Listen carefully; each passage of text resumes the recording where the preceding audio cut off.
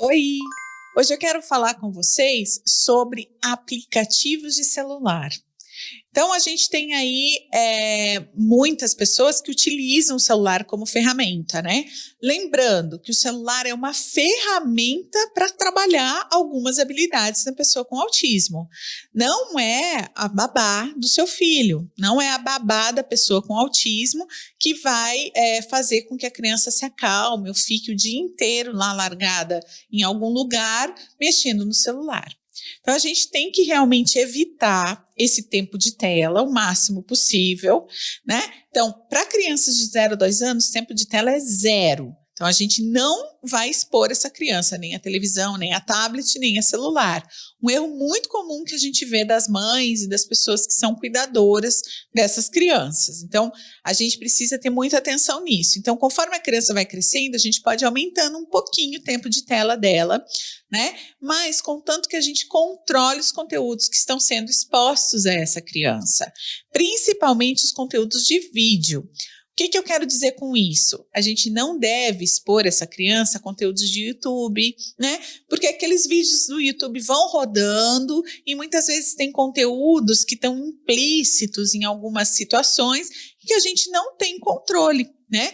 Caso você não esteja junto com essa criança observando esses vídeos, então é melhor que ela realmente não tenha acesso a esse aplicativo e que ela não fique, porque senão ela, no caso da pessoa com autismo, muitas vezes eles ficam vendo vídeos sem sentido, vídeos que não treinam nenhum tipo de habilidade e coisas que, por exemplo, não vão acrescentar nada na vida dessa criança e ela vai ficar voltando para as mesmas cenas, para o mesmo vídeo, muitas vezes, repetidamente. Então, a gente tenta evitar isso ao máximo, tá? Então, o ideal mesmo é que a criança não tenha nem exposição ao YouTube e que ela não tenha nem acesso a isso. Então, tira o aplicativo do seu celular, não deixe a criança entrar, não ensine como entrar no YouTube, mostre coisas que sejam positivas. E hoje eu vou trazer uma seleção de aplicativos que são muito legais para trabalhar com essas crianças. Vamos dar uma olhada aí, tá? Então, vamos lá, ó. A gente tem vários aplicativos aqui, geralmente, como, por exemplo, o meu filho não tem celular próprio, não tem acesso ao celular, nem minha filha, que tem já quase 12 anos, tem acesso ao celular, não tem o seu celular, acaba sendo questionada pelos colegas, por que você não tem celular? E eu ouvi até essa semana uma coleguinha dela falar assim, também, mas com tudo que ela tem em casa para fazer, ela não precisa de celular, né? Justificando porque minha filha não tinha um celular ainda, sendo que todos os colegas têm. Realmente, ela tem coisas mais importantes para fazer do que ficar na frente do celular. Ela tem que ler, ela tem que desenvolver a criatividade, ela tem que ter momentos de ócio, momentos que ela não precisa fazer nada. Procurar coisas para fazer, procurar coisas para desenvolver o seu intelecto, desenvolver as suas habilidades, as suas preferências, os seus gostos, né? Mas quando é inevitável o celular, por que eu digo inevitável? Porque as crianças vão querer estar ou jogar, porque os coleguinhas jogam determinados joguinhos. Então, cada um no meu celular tem a sua pastinha. Então, são aqueles aplicativos que eu permito que sejam instalados, porque eu conheço os jogos e cada um tem a sua pastinha lá. Então, vamos lá. Primeiro, né? A gente tem alguns aplicativos que eu vou mostrar aqui, estou achando. Por exemplo, para crianças menores. Então, são esses aplicativos que podem ser de puzzles, que são, como que a gente fala, quebra-cabeças, que vão ajudar a criança o quê? A discriminação visual, tá? Então, eu estou abrindo um aqui, né? A gente tem... Deixa eu ver como que fecha o negócio aqui. Ah, fechei. Muito bem. Então, nesses puzzles, ó, por exemplo, ele vai ter que colocar, o pai e a mãe vão ter que liberar o aplicativo, o que já é algo muito legal, né? Então, por exemplo, nesse puzzle, a criança vai colocar formas sobre formas. Então, ela tem que ter uma discriminação aqui já visual, que é o próprio sombreamento e é uma etapa do desenvolvimento de abstração da criança.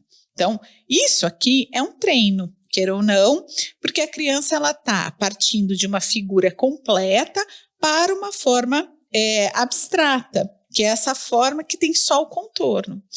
E é muito legal, por quê? Porque esse aplicativo, por exemplo, à medida que ela vai colocando as formas, o aplicativo dá um ok.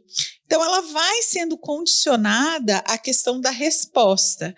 Então, quando ela acerta, o aplicativo solta uma estrelinha.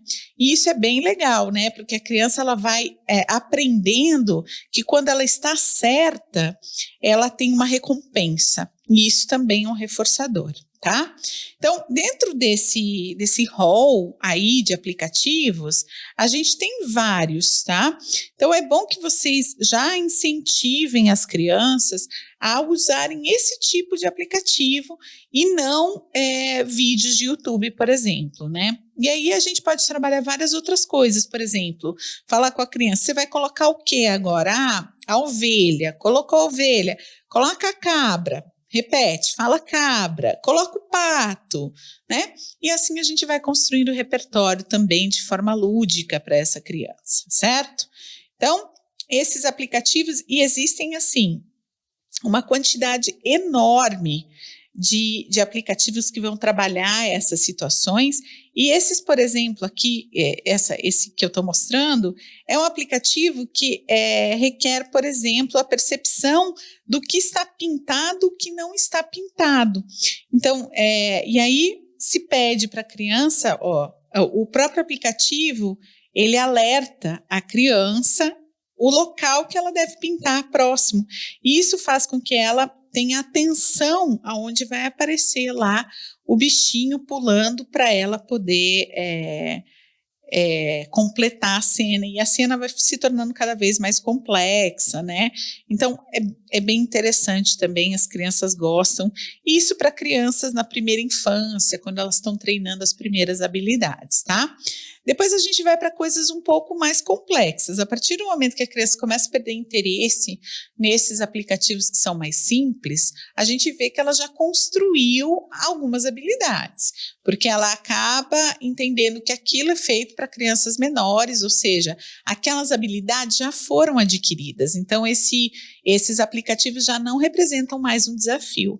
E aí a gente vai ter vários outros. Eu gosto muito desses videogames antigos, que são aqueles, por exemplo, Pac-Man, Donkey Kong, o Space Invaders, né?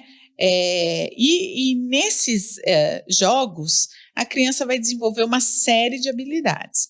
Essas habilidades são, por exemplo, lidar com frustração, porque nem sempre a criança vai ganhar, né?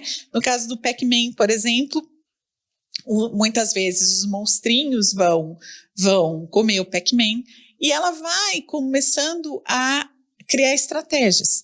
Ela vai começando a entender, por exemplo, que o jogo tem uma regra e que existe uma estratégia para você vencer o jogo, né? Então, e nessa estratégia de vencer o jogo, a gente tem aí um treino de habilidade de resolução de problemas também, né? Então, a criança começa a pensar, como que eu faço para fugir do monstrinho, né? A hora que o Pac-Man come a pirulazinha, então ela pode ir atrás do monstrinho. Então, isso é uma estratégia. Eu preciso achar essa pílula para poder comer, para poder ganhar o jogo, por exemplo, né? Então, Pac-Man é um jogo legal, a gente tem vários outros, né? Aqui tem vários tipos de Pac-Man diferentes, né? A senhora Pac-Man, eu não entendo nada disso, porque eu não jogo, eu só observo. Esse é um jogo bem legal, que meu filho adora, ele inclusive já ganhou todos os níveis desse joguinho, que é o Tomb of the Mask, né? É como se fosse um Pac-Man, o bichinho tem que ir comendo as bolinhas, mas ele vai saltando de níveis. Então, essa construção também do ganhar e pular um nível, conquistar uma nova etapa, é fundamental, porque eles vão entendendo, é um reforçador, né? Eles vão entendendo que com o seu esforço, a sua estratégia, as coisas a habilidade que eles constroem ali, eles conseguem pular etapas. Então, a gente trabalha muito mais do que apenas ficar, por exemplo, no campo do observar, né? A criança interage com o jogo e a criança tem possibilidades de ter ganhos com isso, né? Além dela estar treinando rastreio visual, ela está treinando habilidades, por exemplo, de reação, né, de reação a um estímulo, ela está treinando uma habilidade de rapidez e agilidade, então é importante que a gente treine. Então você tem Donkey Kong, você tem uma série desses de fliperamas antigos que são muito bons, tá? Depois a gente tem esses joguinhos que são jogos, por exemplo, o Subway Racer, aquele que o bonequinho vai correndo lá no metrô, né? Esse é um joguinho que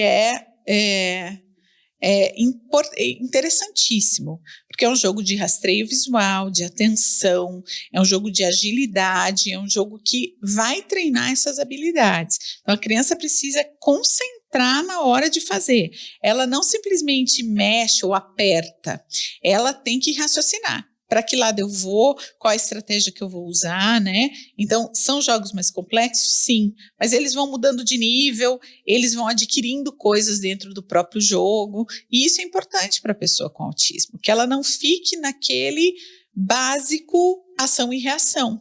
A gente precisa construir habilidades, tá? O Bike Racer, que é esse que tem Tem alguns que são jipes, tem alguns que são carrinhos, né? Nesse caso é uma motinho, e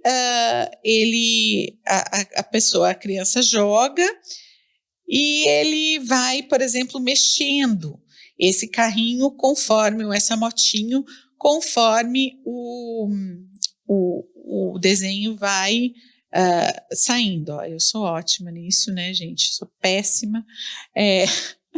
Mas o que isso quer? Isso requer uma habilidade motora sensível para operar isso, né? Então ele vai entendendo que o movimento que ele faz tem uma reação com o carrinho. Então é como se dirigisse quase que um carrinho de controle remoto, né? Requer uma certa habilidade. E temos outros, né? Por exemplo, esse que é das bolinhas que vão caindo, então a criança também tem que ter uma ação de raciocínio lógica, tá? Deixa eu ver, né? Vai comendo as bolinhas e tem que pensar nos números para não gastar as bolinhas conforme os números vão avançando. Ó, já perdi, né? Então tem que saber números maiores, números menores e vai treinar isso, na verdade. A criança que já sabe isso, ela vai ter um treino aí. Esse Color Road, que ela vai aumentando a quantidade de bonequinhos que ela engole lá, conforme a cor, então tem pareamento, tem uma série de habilidades que estão sendo trabalhadas aí, tá? E ela tem que ter essa habilidade de movimento e precisão, né, no movimento que faz, certo? Ó, então ela vai, ó, eu já perdi porque mudou a cor e eu nem percebi, né? E aí a gente tem jogos de inteligência, que são, por exemplo, o Merge Cards, que é um jogo de pareamento, onde a criança vai parear números que são iguais, mas a função principal aqui é matemática. Então, a criança, aos poucos, vai descobrindo que ela, juntando coisas que vão, por exemplo, fazer a somatória correta, ela vai ter ganho com isso. E ela vai, na verdade, decorando essa tabuada aqui. Ela vai decorando essa sequência numérica, esse sistema de adição, né? É um jogo bem legal também, tá? Então, é basicamente isso, a gente ficar dentro das possibilidades de jogos que treinem habilidades, que tem um começo, meio e fim, que tem uma sequência, que tem um ganho e aumento de etapas, que sejam, por exemplo, para crianças menores, de colorir, de pintar, de sombreamento, de pareamento, de quebra-cabeça, né? Esses jogos são muito positivos e a gente pode utilizar eles como ferramenta de treino, sim, mas contanto que a gente equalize o tempo, né? Por exemplo, o que é um tempo adequado? Sei lá, para uma criança de 10, 11 anos, ela pode ficar 20 minutos jogando o joguinho. Então, ela acabou de almoçar, ela tem um tempinho ali, ou ela escolhe assistir um pouco de TV ou jogar 20 minutos o jogo, ou jogar videogame 20 minutos. O importante é que a gente equalize isso e tenha consciência de que a criança não vai poder ficar eternamente só jogando ou só fazendo isso, porque ela se fecha dentro do mundo dela, tá? Obrigada. Se você gostou do conteúdo, curta lá nosso canal no YouTube, Life com Lu. Obrigada.